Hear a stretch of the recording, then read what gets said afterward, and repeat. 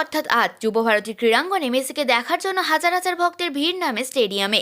নিজের প্রিয় ফুটবলারকে কাছে থেকে দেখবে বলে অপেক্ষায় দিন গুনছিলেন তারা। কিন্তু কোথায় মেসি? এক ঝলক দেখতে পাওয়ার জন্য হাজার হাজার টাকা দিয়ে টিকিট কেটে স্টেডিয়ামের মধ্যে মেসিকে দেখার জন্য অপেক্ষা করছিলেন, কিন্তু তাদের সেই স্বপ্নের মানুষটাকে দেখতেই পেলেন না তারা। মেসি যুবভারতীতে পৌঁছাতেই অন্তত 70 থেকে 80 জন মানুষের ভিড় ঘিরে ধরে তাকে। মূলত মন্ত্রী কর্তারাই ঘিরে ধরেন মেসিকে। ক্যামেরা এবং মোবাইল হাতে ছবি তুলতে ব্যস্ত হয়ে পড়েন তারা। গ্যালারি থেকে তাকে দেখা যাচ্ছিল না।